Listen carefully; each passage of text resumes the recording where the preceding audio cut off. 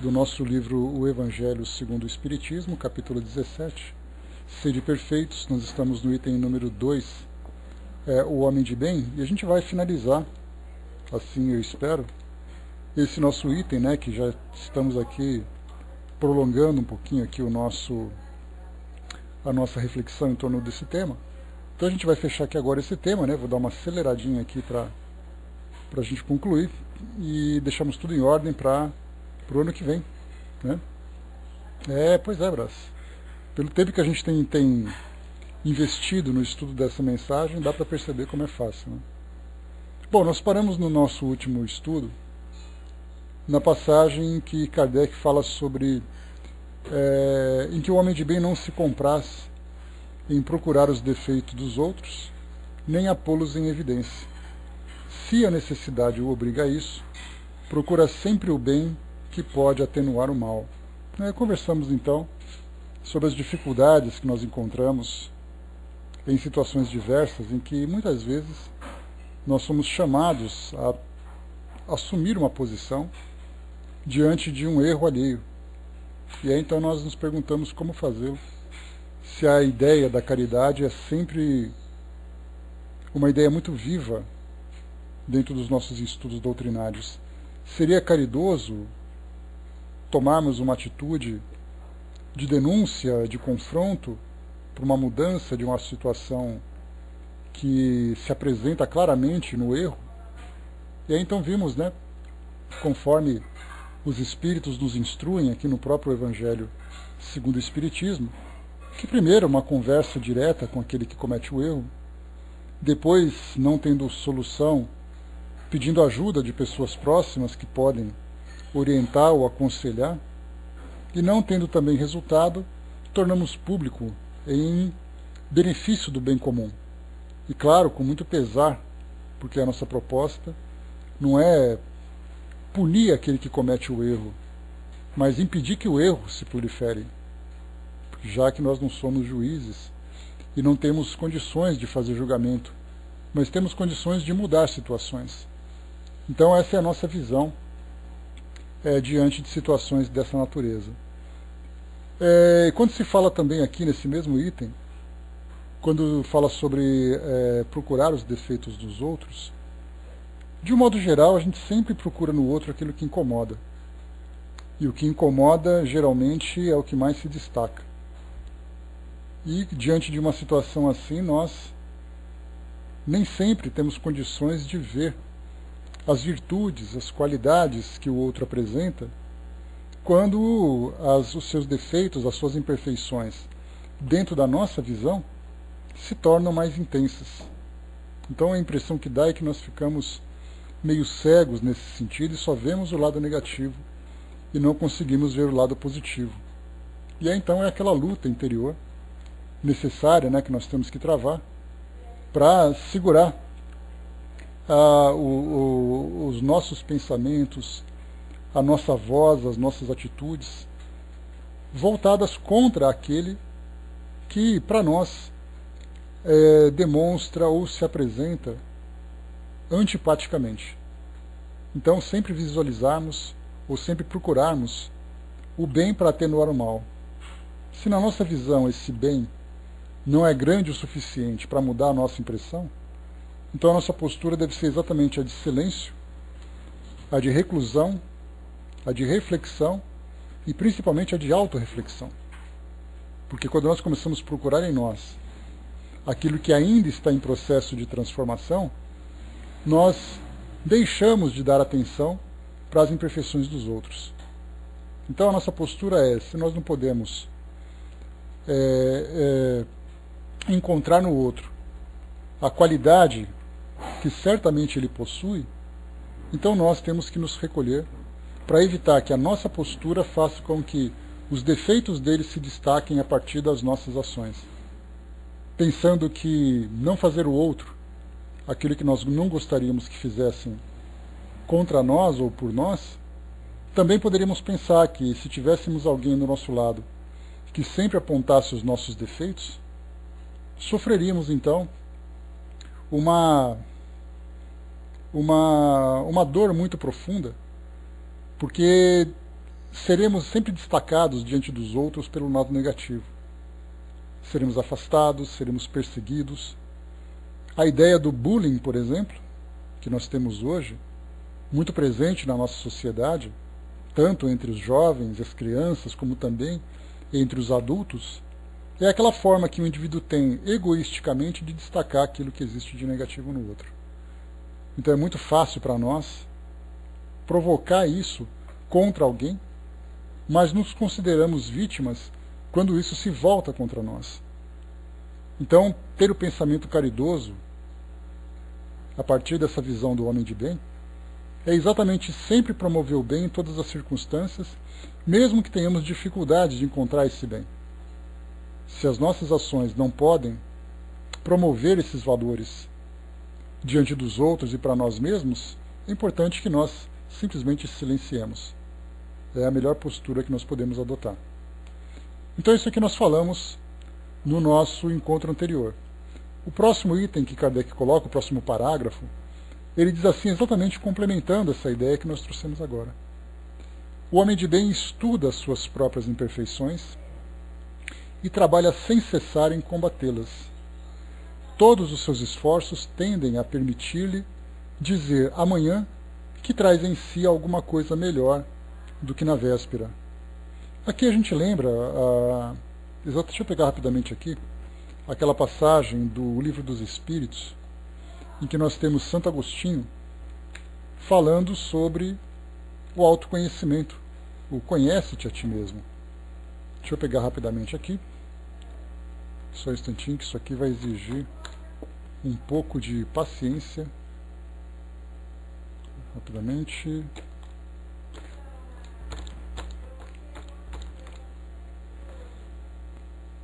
Só um instantinho. Está aqui. Porque o que eu costumo usar, a versão que eu costumo usar do Livro dos Espíritos, aqui na versão digital, falta exatamente essa passagem. Então eu estou aqui procurando numa outra. Deixa eu ver aqui rapidamente. Só um instantinho aqui para nós. Está aqui, ó. Conhecimento de si mesmo. É o capítulo 12 da terceira parte. Perfeição moral. E aqui na questão 919, nós vamos ler tudo isso aqui que é importante, porque é um conselho que é dado por Santo Agostinho, exatamente para que nós façamos essa autorreflexão, transformando essa nossa visão a respeito do mundo a partir de nós mesmos. Então começa aqui, 919. Qual o meio mais prático e eficaz para se melhorar nessa vida e resistir ao arrastamento moral? A resposta, um sábio da antiguidade vos disse, conhece-te a ti mesmo. E depois, complementando, Kardec coloca, compreendemos toda a sabedoria dessa máxima, mas a dificuldade está precisamente em se conhecer a si próprio. Qual o meio de chegar a isso? A gente volta um pouquinho aqui no Evangelho, para ler novamente essa passagem. Beijão, Roberto. Então ele diz assim, que o homem de bem estuda suas próprias imperfeições e trabalha sem cessar em combatê-las. Todos os seus esforços tendem a permitir-lhe dizer amanhã que traz em si alguma coisa de melhor do que na véspera. Então essa passagem ela é muito bela, né? Bom dia, Júnior. Essa passagem é muito bela, mas ela é muito difícil de ser colocada em prática. É daí então que nós recorremos a essas orientações de Santo Agostinho, quando ele fala da estratégia que ele utilizou para aplicar a si mesmo. E aí, generosamente, compartilha com cada um de nós, para que nós também adotemos essa mesma postura, já que ela foi efetiva nos resultados que se esperava. Então aqui Kardec diz que compreendemos toda a sabedoria, que o homem se conhece, que o homem começa a encontrar seus defeitos e tal, mas basta ele conhecer e de repente tudo se transforma. Ele coloca o seguinte para nós, fazei o que eu fazia quando vivi na terra. No fim de cada dia interrogava a minha consciência, passava em revista o que havia feito e me perguntava a mim mesmo se não tinha faltado ao cumprimento de algum dever, se ninguém teria tido motivo para se queixar de mim. Foi assim que cheguei a me conhecer, e a ver o que em mim necessitava de reforma. Aquele que todas as noites lembrasse todas as ações do dia e se perguntasse o que fez de bem ou de mal, pedindo a Deus e ao seu anjo guardião que o esclarecessem, adquiriria uma grande força para se aperfeiçoar, porque, acreditai-me, Deus o assistirá. Formulai, portanto, as vossas perguntas. Indagai o que fizestes e com que fito agistes em determinada circunstância, se fizeste alguma coisa que a censuraríeis no outro, se praticastes alguma ação que não ousaríeis confessar. Perguntai ainda isso. Se aprovesse a Deus chamar-me neste momento, ao entrar no mundo dos espíritos, onde nada é oculto, teria eu de temer o olhar de alguém? Examinai o que pudesseis ter feito contra Deus, depois contra o próximo, e por fim contra vós mesmos. As respostas serão motivos de repouso para a vossa consciência ou indicarão um mal que deve ser curado. O conhecimento de si mesmo é, portanto, a chave do melhoramento individual. Mas direis, como julgar a si mesmo? Não se terá a ilusão do amor próprio, que atenua as faltas e a torna desculpáveis? O avaro se julga simplesmente econômico e previdente. O orgulhoso se considera tão somente cheio de dignidade. Tudo isso é muito certo, mas tendes um meio de controle que não vos pode enganar. Quando estáis indecisos quanto ao valor de uma das vossas ações, perguntai como a qualificaríeis se tivesse sido praticada por outra pessoa. Se a censurardes no outro, ela não pode ser mais legítima para vós, porque Deus não usa de duas medidas para a justiça. Procurai também saber o que pensam os outros e não negligencieis a opinião dos vossos inimigos, porque eles não têm nenhum interesse em disfarçar a verdade e realmente Deus os colocou ao vosso lado com um espelho, para vos advertirem com mais franqueza do que faria um amigo. Que aquele que tem a verdadeira vontade de se melhorar explore, portanto, a sua consciência, a fim de arrancar dali as más tendências, como arranca as ervas daninhas do seu jardim. Que faça o balanço da sua jornada moral, como o negociante o faz dos seus lucros e perdas. E eu vos asseguro que o primeiro será mais proveitoso que o segundo. Se ele puder dizer que a sua jornada foi boa, pode dormir em paz e esperar sem temor o despertar na outra vida. Formulai, portanto, perguntas claras e precisas, e não temais multiplicá-las.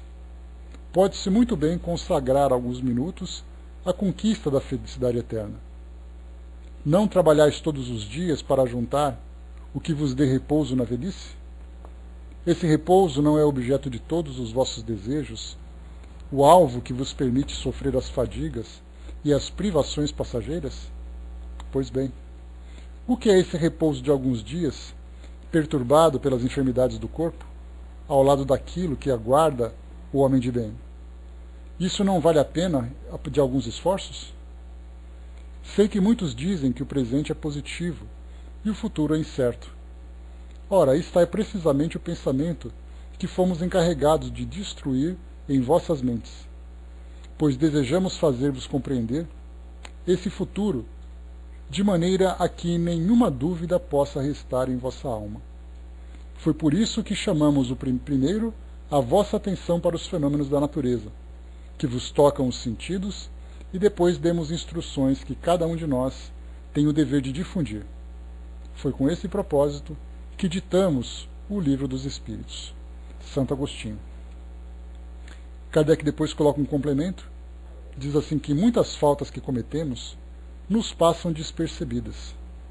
Se com efeito, seguindo o conselho de Santo Agostinho, interrogássemos mais frequentemente a nossa consciência, veríamos quantas vezes falimos sem disso nos apercebermos, por não percrustarmos a natureza e o móvel dos nossos atos. A forma interrogativa tem alguma coisa de mais precisa do que uma máxima que em geral não aplicamos a nós mesmos. Ela exige respostas categóricas, por um sim ou um não, que não deixam lugar às alternativas. Respostas que são outros tantos argumentos pessoais, pela soma dos quais podemos computar a soma do bem e do mal que existe em nós. Santo Agostinho, então, bom dia pessoal que chegou. Santo Agostinho, então, ele faz aqui para nós apresenta para nós um roteiro de autoavaliação que é muito preciso para aquilo que nós desejamos. E nós temos um detalhe importante. Quando ele coloca para que nós façamos uma reflexão todos os dias, para saber se em nosso dia, conseguimos cumprir aquilo que nós nos comprometemos, aquilo com o qual nós nos comprometemos, dentro da filosofia que nós abraçamos, essa correção agora pode ser bastante menos difícil, vamos dizer assim. Eu ia dizer bastante fácil, mas nunca vai ser fácil, mas pode ser menos difícil. Porque agora nós conseguimos não apenas evitar uma atitude que vai trazer para nós algum tipo de arrependimento, algum tipo de drama de consciência, alguma culpa por alguma coisa que nós venhamos a fazer. Então nós, agora, com esse pequeno entendimento que nós já temos, já é o suficiente para que nós consigamos, inicialmente, identificar aquilo que é positivo e aquilo que é negativo, mesmo que nós façamos a opção de realizar aquilo. Mesmo que nós digamos assim, eu sei que isso é errado, mas eu quero fazer.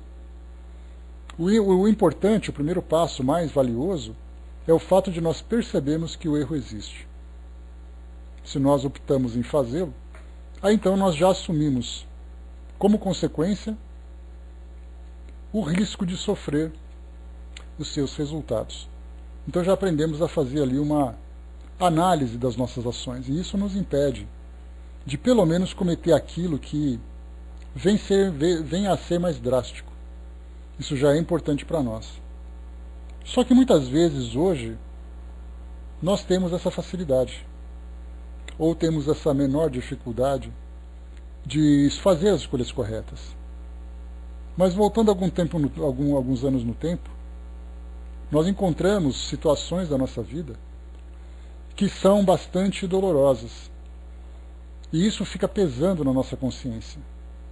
E para muitos, acaba ficando como se fosse aquelas bolas de ferro, aqueles instrumentos de suplício, que nós ficamos arrastando durante uma existência inteira.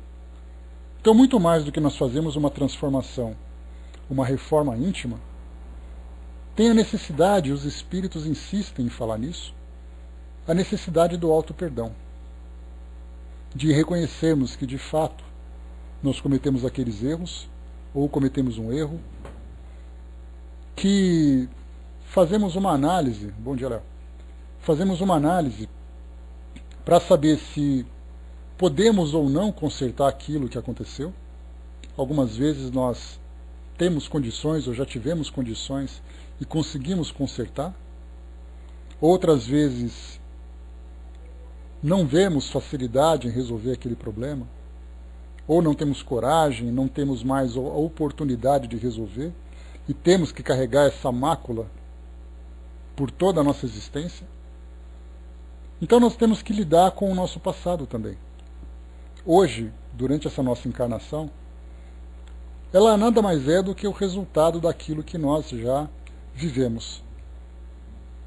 Temos a nossa história passada, essa história se desdobra para o presente, trazendo todas as conquistas e também todas as perdas que nós sofremos. Como lembra Maíse Braga, palestrante lá da Comunhão Espírita de Brasília, ela sempre diz que nós somos o passado na forma de presente. Então trazemos as nossas histórias. Temos também o esquecimento do passado, que tira pelo menos as imagens, as lembranças daquilo que foi praticado anteriormente. Bom dia, professor. Praticado anteriormente, e nós guardamos as impressões das experiências que foram vividas. São aquelas impressões de culpa, de medo, de frustração, de constrangimento. Isso visando o lado negativo. Porque positivamente nós também trazemos a satisfação, o prazer de uma conquista, de uma virtude que foi alcançada. Então nós vivemos hoje o presente aprendendo e desenvolvendo aquilo que nós vivenciamos no nosso dia a dia, somado com aquilo que vem do nosso passado. Então, como o passado já se resolveu, se aplicando agora, apresentando para nós os desafios, os obstáculos, as lutas que nós precisamos empreender, nós temos também as próprias escolhas que nós fizemos nessa nossa encarnação, que de alguma forma ainda nos incomodam. Então os espíritos falam sobre o perdão, não somente os espíritos, mas nós temos muitos daqueles que estudam o Evangelho e falam sobre o perdão e também sobre o auto-perdão, falam sobre a culpa que acabam nos impedindo. Então a nossa solução é aquilo que nós podemos resolver e temos a oportunidade, que seja feito assim. Aquilo que não pode ser resolvido, deixamos a critério da própria justiça divina, que vai nos encaminhar oportunamente para o reencontro daquela situação no momento em que nós estivermos em condições, ou que todos os envolvidos estiverem em condições de lidar com esse problema.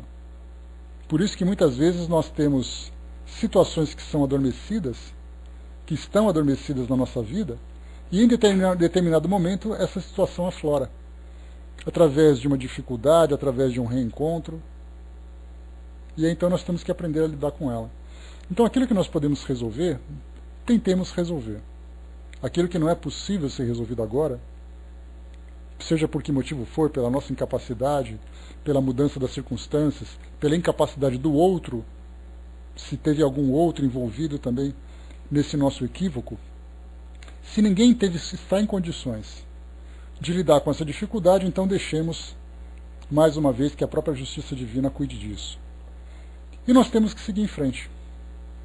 Então nós falamos desse pequeno passado, dessa pequena experiência difícil que nós vivemos, que pode ou não ser dissolvida, e daí nós temos até aquela passagem de Jesus, que diz que nós devemos, tanto quanto possível, nos reconciliarmos com os nossos inimigos enquanto estamos com ele, porque depois a situação fica um pouco mais complicada.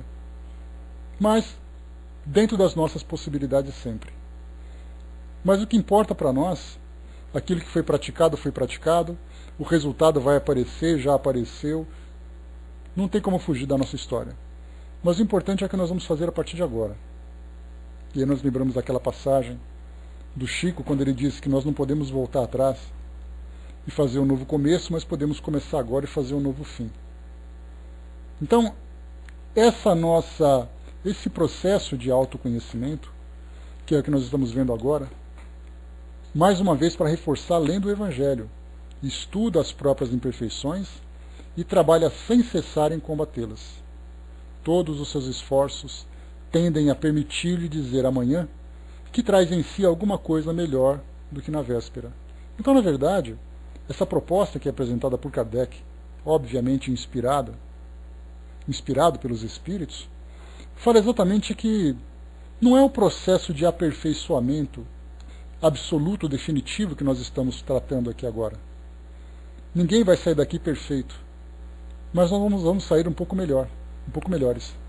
E essa pequena melhoria é uma conquista que pertence a nós, e como nós sabemos que os espíritos não retroagem ou não retrogradam nessa senda evolutiva, ainda que seja muito pouco que nós tenhamos alcançado, esse pouco já tem muito valor.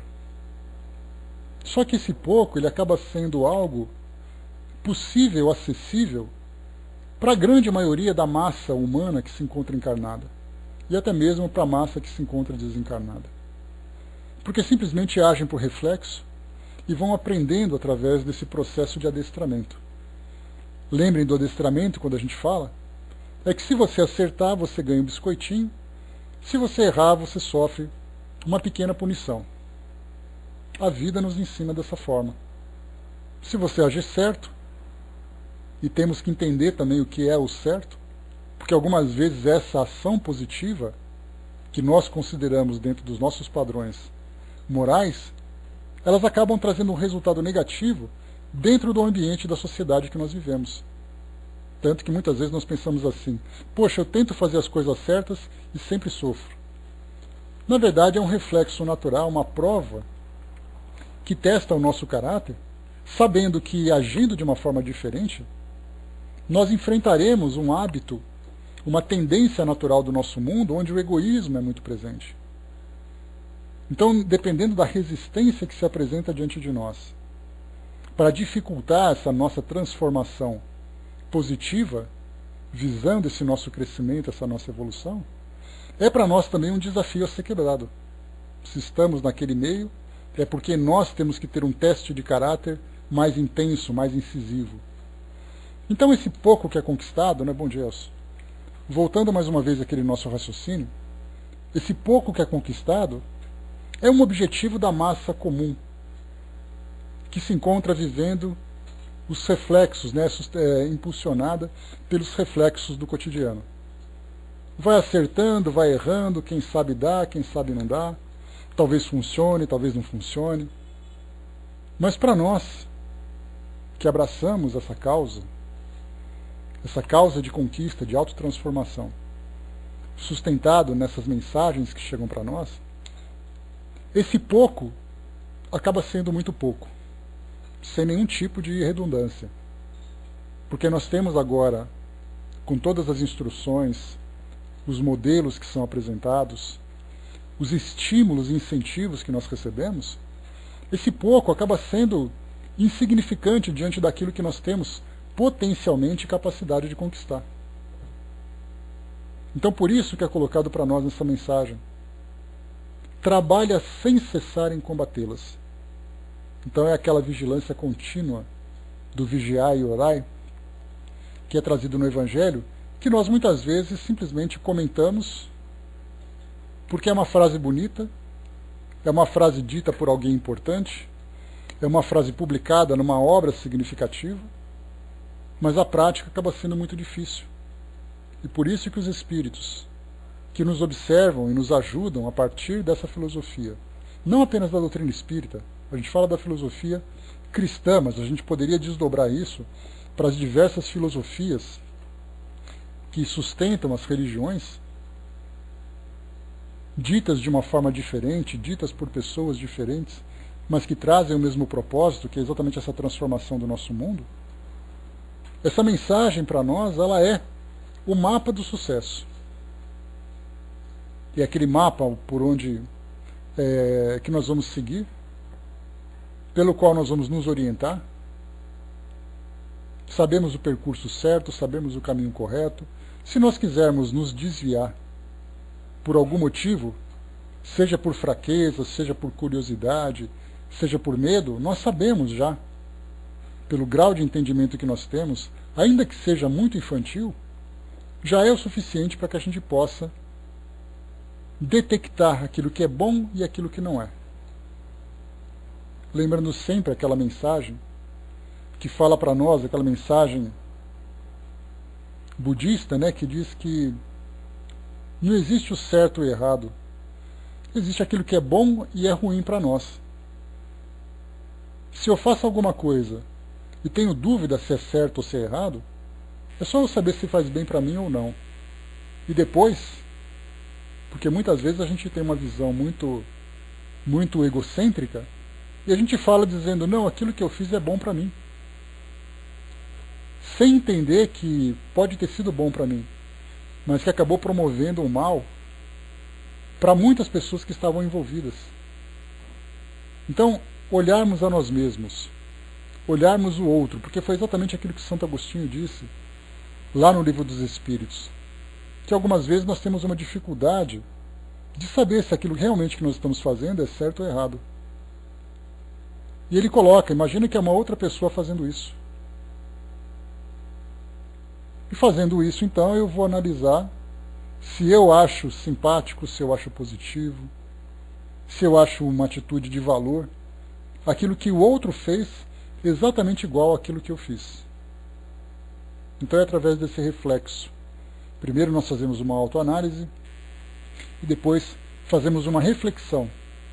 Não reflexão em torno de pensamentos, mas de refletir no outro aquilo que nós fazemos, para saber se o outro fizer, terá um resultado positivo ou negativo. Aliás, né, Hermes, nós temos, desde as grandes ações até as ações mais simples, que nós vemos aqueles que sempre fazem alguma coisa achando que está construindo o seu caminho de felicidade a partir daquela atitude, sem imaginar de todos os estragos que tem feito para o ambiente e para as pessoas que estão à sua volta. Bom dia, Zero. E continua. É um passo falso que só vai ser percebido muitas vezes depois de realmente ele cair num abismo, né? Porque aquele sensor que detecta aquilo que é certo, o que é bom, o que é ruim, aquilo que é correto, o que não é, algumas vezes ele está completamente descalibrado, tendendo sempre para aquilo que para ele é vantajoso, não para aquilo que de fato é o certo. E por isso nós temos essas mensagens que chegam para nós dos evangelhos, que chegam para nós dos textos filosóficos, baseados nesses nobres valores. Eles são para nós a melhor referência. Eles são para nós os nossos prumos, são para nós as nossas bússolas, que na dúvida é perguntar, se ele fizesse, se o outro fizesse, como seria? E é por isso que eu falo para vocês que eu tenho sempre aquela minha referência de colocar aquela imagem do nosso querido Chico. Se eu falo alguma coisa, se eu penso alguma coisa, se eu ajo alguma coisa e ele fizesse da mesma forma, sendo ele para nós uma pequena referência, e eu coloco pequena porque certamente ele não gostaria de ser chamado de grande referência, mas é para nós uma pequena referência. Se aquela referência não compartilha do meu mesmo modo de pensar, do meu mesmo modo de agir, então eu sei que eu estou da forma errada. Então, na dúvida, elejam as referências de vocês e sempre se perguntam como aquela pessoa, aquela referência agiria em determinadas situações. É muito fácil da gente perceber. Então, coloquem sempre em alerta isso tudo. Eu vejo assim, Hermes, que quando a gente coloca Jesus como referência, é uma referência muito distante da nossa realidade. Primeiro porque ele não faz parte do nosso cotidiano. Cada um de nós, dentro de cada religião que abraça o cristianismo, vê Jesus de uma forma muito pessoal, muito subjetiva. Então tem aqueles que veem Jesus como sendo um espírito perfeito, como nós espíritas vemos. Tem aqueles que veem Jesus como sendo Deus encarnado. Como é que nós vamos pensar na possibilidade de nos igualarmos a Deus encarnado, se assim nós entendemos Jesus? E é um personagem que viveu há 2000 anos, pelo menos. Então, na verdade, é uma personagem que nós criamos na nossa mente, baseado naquilo que nós lemos sobre ele, e baseado naquilo que nos passam, interpretam sobre ele, nós ficamos completamente desorientados. Que ele se torna, na verdade, em vez de um modelo, ele se torna um objeto de adoração. E fazer as minhas adorações não me transforma numa pessoa melhor. Então nós temos que trazer para a nossa realidade e elegermos aqueles que comeram arroz com feijão, que também tiveram que trabalhar, que erraram, que acertaram, que tiveram medo, que sofreram, mas mesmo assim mantiveram a retidão de conduta. E aí sim nós temos essa referência próxima a nós, ou essas referências próximas a nós, que é muito mais fácil de nós nos compararmos.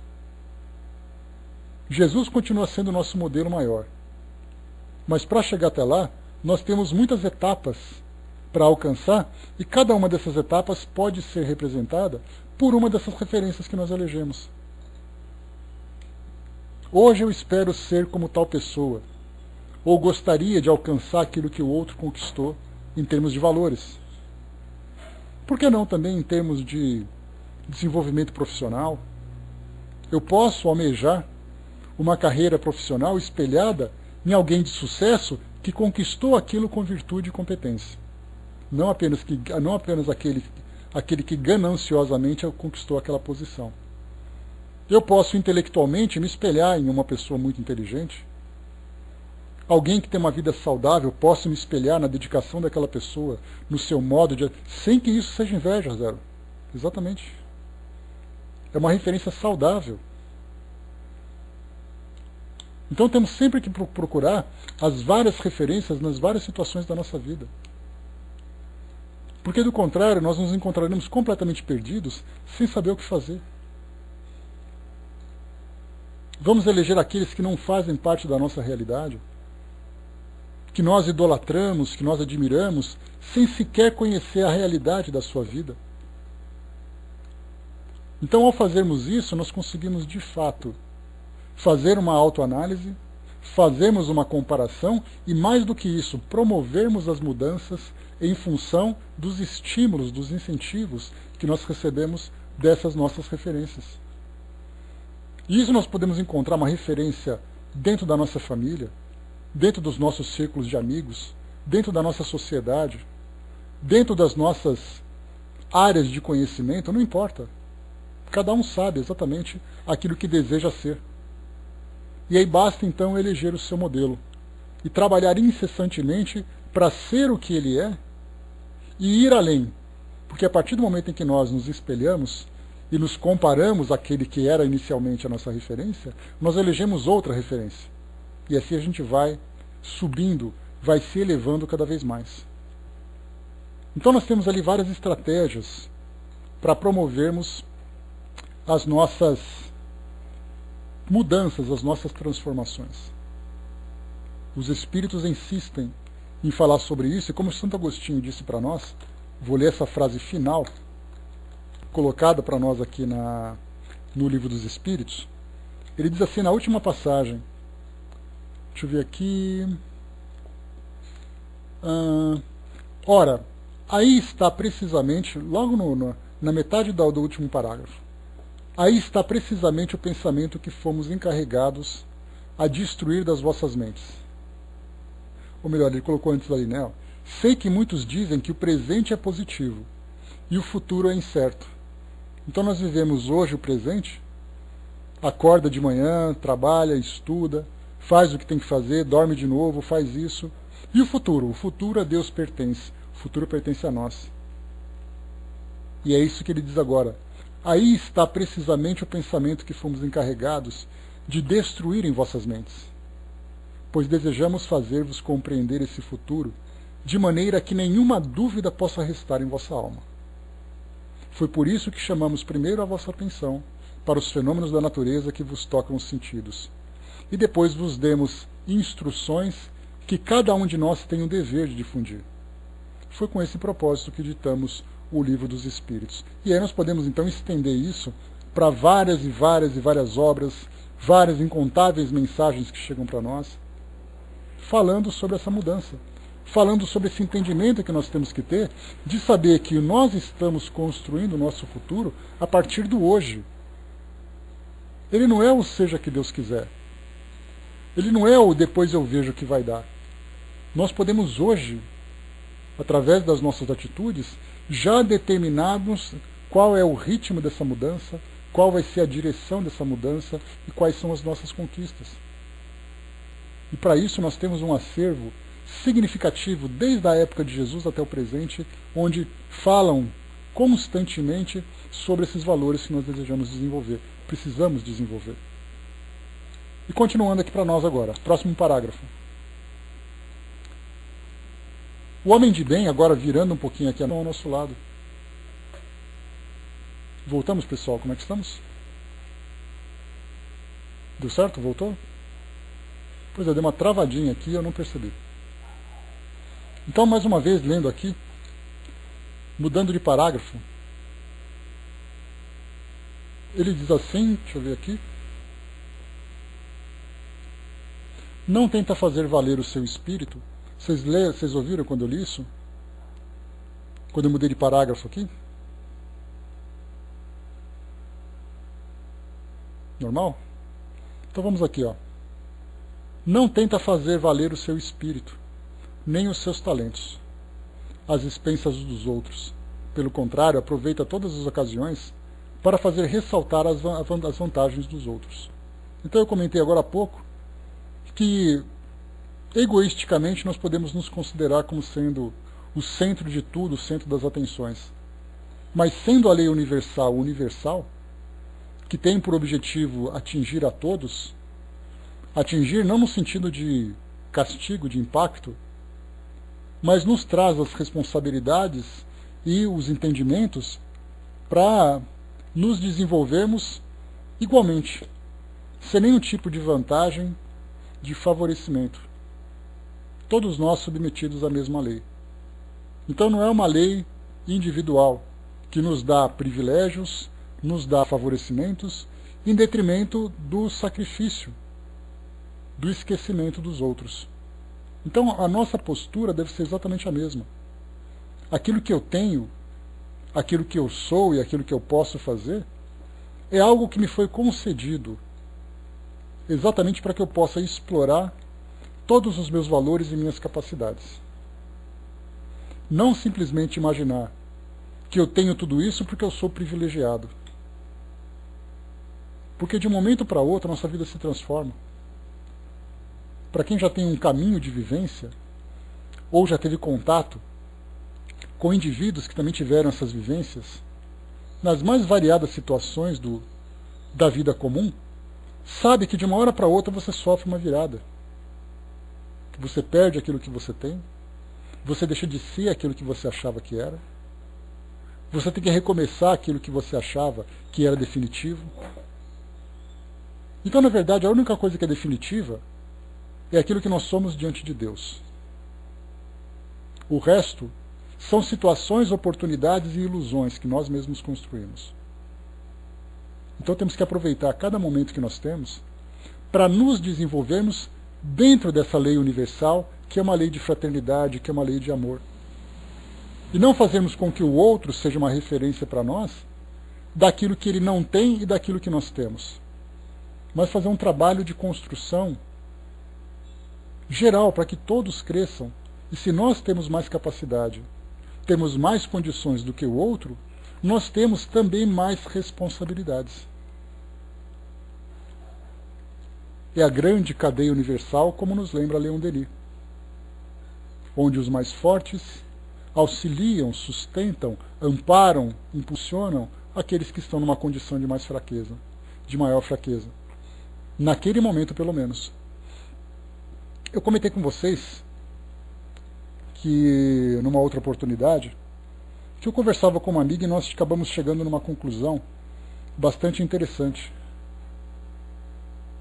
Não, pois é, mas como eu falei para vocês, agora há pouco, no raciocínio anterior, do parágrafo anterior. De um modo geral, as pequenas conquistas já são muito importantes para aqueles que simplesmente vivem ao sabor dos ventos que a vida sopra aqui nos nossos caminhos.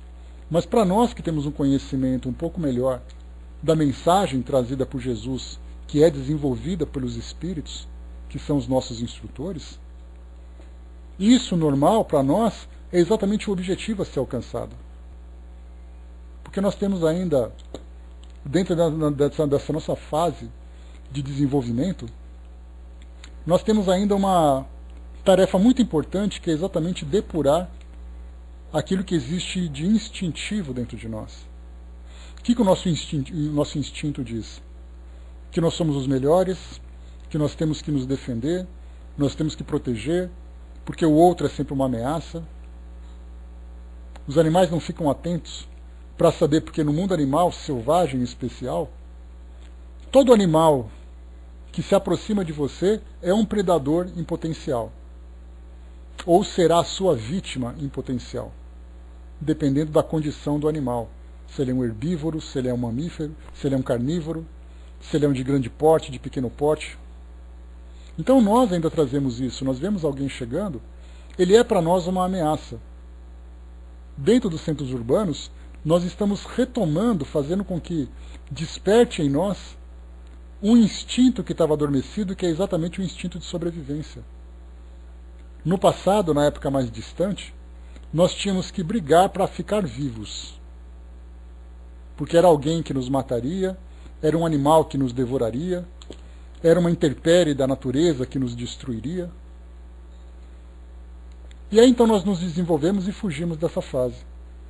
E hoje, numa sociedade, quando você anda à noite numa grande cidade, quando você se depara com determinados tipos de indivíduos, você fica com medo de novo de sofrer essa violência.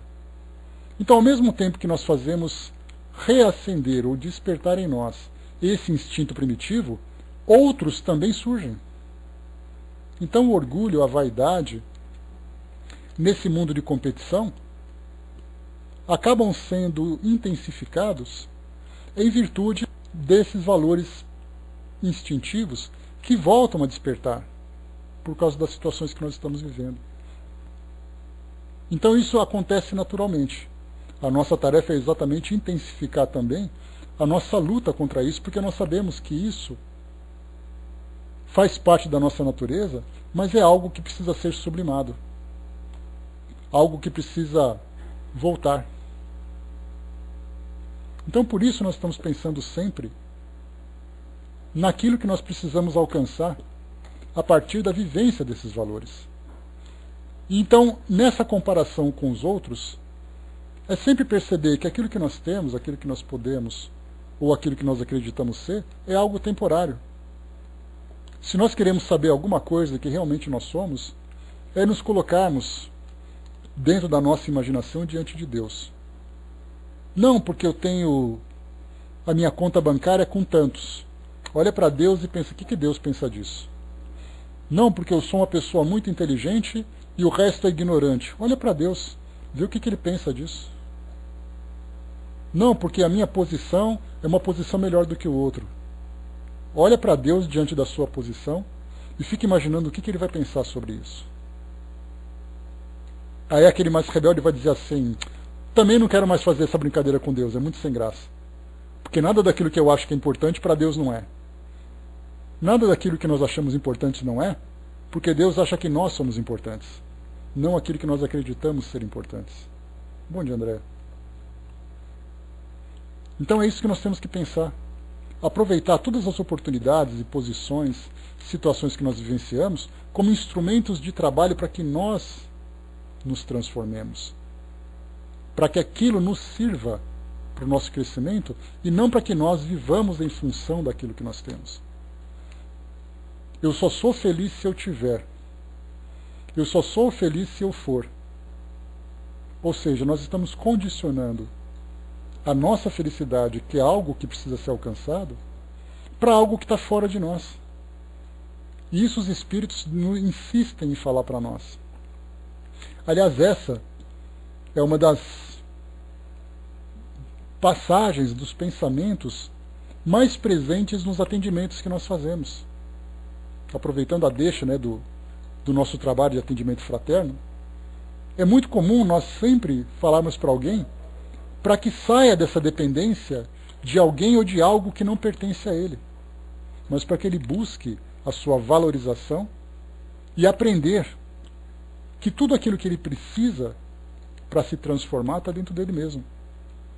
Isso não significa que ele vai conseguir ser para outra, muito menos que ele vai conseguir ser feliz agora e aqui nesse mundo.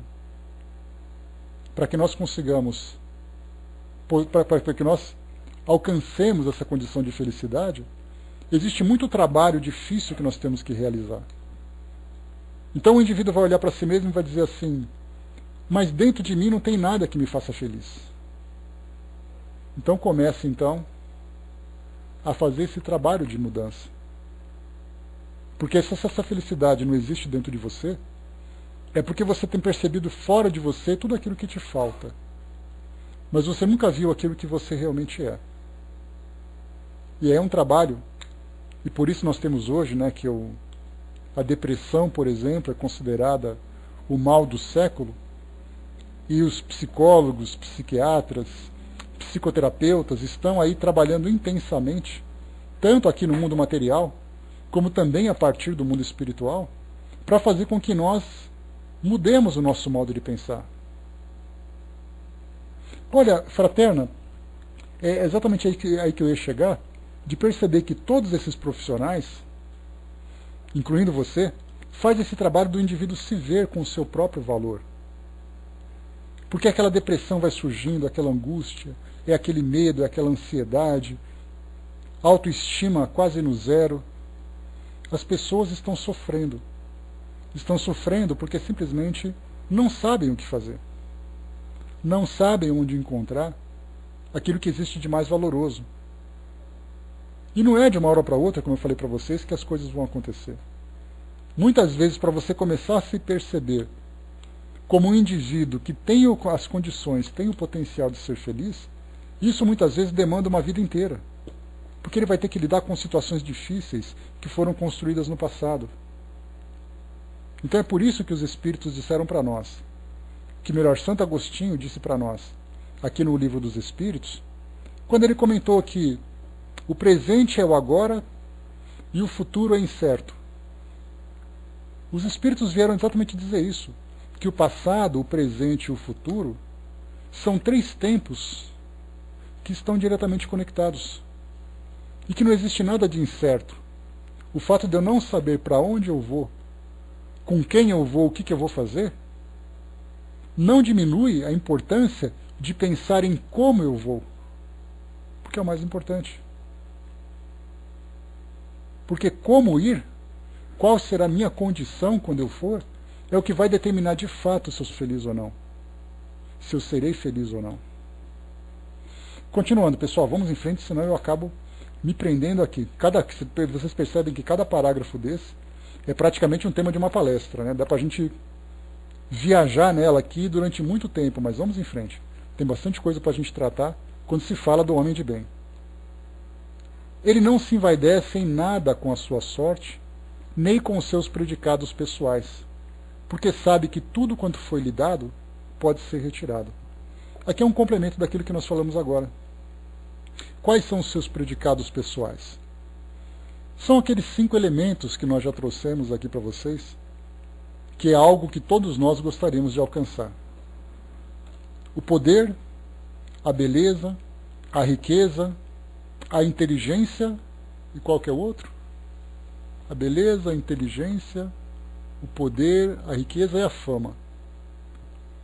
São 5 elementos que nos colocariam assim no altar da vaidade. Então tudo isso que nós temos de inteligência, e aí nós temos vários livros que nos ensinam a falar sobre, nos ensinam sobre essa questão. A inteligência, por exemplo, mostra um indivíduo muito inteligente, mas que era egoísta. O livro Deficiência Mental, Porque Fui Um, trata bem dessa questão.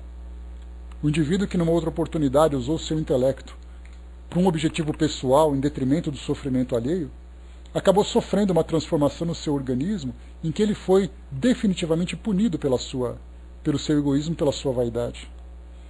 A beleza também é algo que muda de uma hora para outra. Me recordo de uma mensagem que circula nas redes sociais que mostra um casal, muito bonito por sinal, e de repente ela sofreu uma queimadura e ficou completamente deformada. E aí mostra a foto, não sei exatamente qual foi o desenrolar dessa mensagem, mas que aquele que era o seu companheiro continuou ao lado dela. Então a beleza simplesmente mudou de uma hora para outra. Aquele que é rico e se tornou pobre é algo que no nosso país é muito simples da gente encontrar. Aquilo que você tinha e aquilo que você perdeu. A fama muitas vezes se vira contra aquele indivíduo que era famoso, porque ele se destacava por uma determinada situação e de repente, por uma fraqueza de caráter, aquela fama acabou apontando exatamente os seus próprios defeitos. E o poder, basta a gente ver os tiranos, o que fizeram e o que aconteceu depois. E não falamos apenas da tirania institucional, daquele que era um presidente, daquele que era um monarca, daquele que era o líder de uma instituição, de uma empresa, de um grupo. Falamos da tirania muitas vezes dentro de casa. Aquele que acha que manda, muitas vezes depois acaba sendo mandado. Porque sempre vai ter uma força pior do que a dele. Eu não falo força maior, porque força maior é aquela que traz a sua virtude. Mas uma força pior do que a dele, mais destrutiva.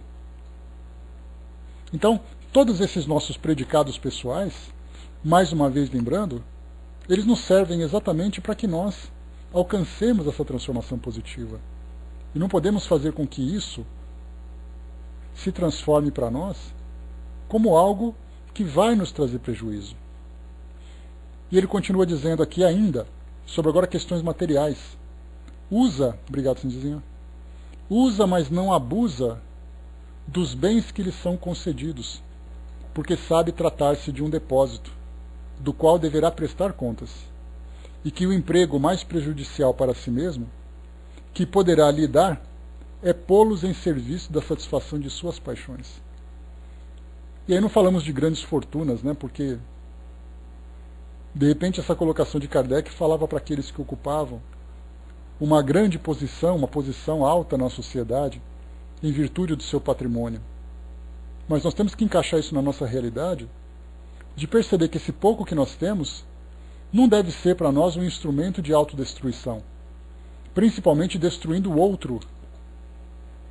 Então ele deve ser para nós sempre algo que vai nos trazer algum benefício. Se eu conseguir construir um patrimônio, esse patrimônio vai me trazer segurança suficiente para que eu possa crescer espiritualmente.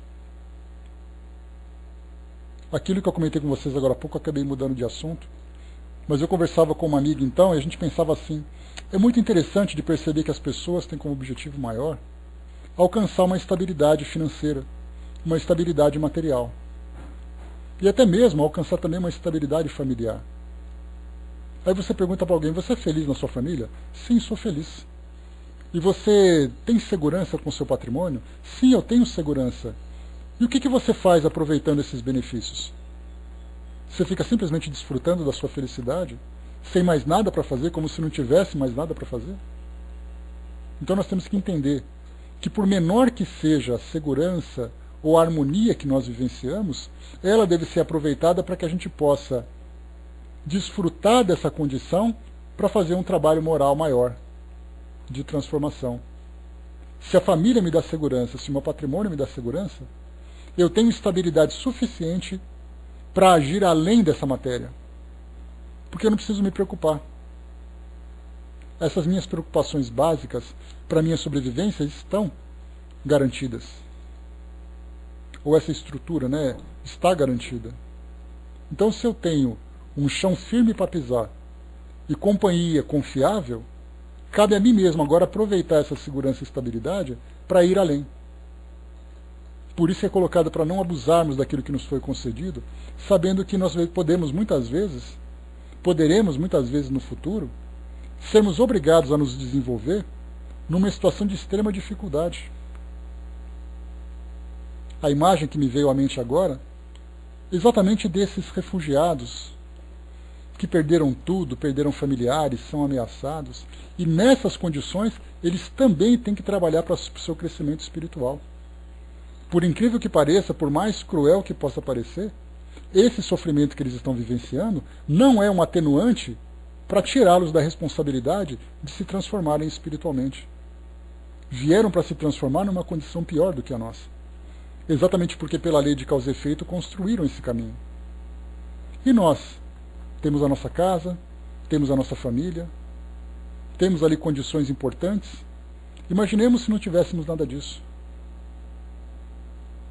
Exato, Zé. O ferro é o mesmo, é aquele ferro que foi forjado para sair da condição de prego para virar martelo. Só que esse martelo é uma ferramenta neutra. Ele serve para construir ou serve para destruir. Se nós hoje somos martelo e não percebemos a importância que nós temos, depois nós voltaremos numa condição mais difícil. E ele continua: se nas relações sociais alguns homens se encontram na sua dependência, trata-os com bondade e benevolência, porque são seus iguais perante Deus. Usa a sua autoridade para erguer-lhes a moral, e não para os esmagar com seu orgulho. E evita tudo quanto poderia tornar mais penosa a sua posição subalterna. Aí então é na condição que nós estamos, de instrutores, de líderes, de responsáveis. Lembra que uma das grandes fraquezas que nós temos é exatamente a influência do poder? O poder, para nós, ele não deve ser exercido com autoridade. O poder deve ser exercido com liderança. Porque o líder é aquele que... A gente sabe disso, né? Na neurolinguística, nesse trabalho de coaching que tem na atualidade, no trabalho de inteligência emocional, se fala muito sobre isso na atualidade. E empresários são chamados para fazer cursos, fazer acampamentos, participar de palestras e tudo mais. Vemos ali empresários, atletas, artistas, falando sobre a capacidade de liderança. Então o líder é aquele que está na frente, não é aquele que manda aí na frente. Então no caso da nossa posição, da nossa liderança dentro da família, dentro do trabalho, dentro de um grupo social, o nosso papel é exatamente isso. Mostrar o caminho, não apontando, mas mostrar o caminho seguindo na frente. E valorizando também todo o trabalho daqueles que são liderados. Trata-os com bondade e benevolência, porque reconhece que são seus iguais perante Deus. Então essa influência que ele é capaz de exercer deve ser uma influência para fazer com que o outro se sinta valorizado e não se sinta menosprezado. Por outro lado, o subordinado, por sua vez, porque lembra que nós muitas vezes somos líderes numa condição e somos subordinados em outra. Quantas vezes em casa, né, somos ali a autoridade, somos os tiranos, os ditadores, e aí fora de casa somos a ovelhinha, somos aquele cordeirinho que tem que obedecer aos lobos. Então é uma inversão de papel muito curiosa, que acaba fazendo com que a nossa personalidade entre em choque com ela mesma. Quem eu sou exatamente? Eu sou forte ou eu sou fraco? Então esse modelo que é trazido para nós, do líder que é generoso e do subordinado que é responsável, acaba fazendo com que ele mantenha o mesmo padrão onde quer que ele esteja. Então aqui o subordinado, por sua vez, compreende os deveres da sua posição e tem o escrúpulo de procurar cumpri-los conscientemente. Então aquele que é subordinado sabe que faz parte de uma grande engrenagem e que, por menor que seja o diâmetro de si mesmo, como sendo ali um pequeno parafuso, ele sabe que aquilo que ele faz é importante e ele procura fazer bem feito. Porque no final das contas, a gente lembra mais uma vez, quando ele se deparar em sua consciência diante de Deus, não vai ser perguntado o que ele fez, vai ser perguntado como ele fez. Essa é a grande questão. Não vai perguntar o que você fez, qual era a sua profissão. A questão é como você se comportava na posição em que você estava. Ah, mas eu era um grande empresário. Não, eu era um lixeiro apenas, eu era um gari. Não importa. O gari arrogante, o empresário arrogante, o gari generoso, o empresário generoso, são esses valores que vão fazer a diferença para nós diante de Deus. Não é o valor que os homens dão para nós. É o valor que Deus dá diante das nossas conquistas.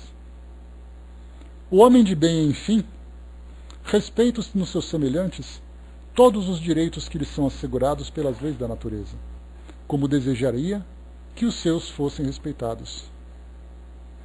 Esta não é a relação completa das qualidades que distinguem o homem de bem, mas quem quer que se esforce para possuí-las estará no caminho que conduz às demais.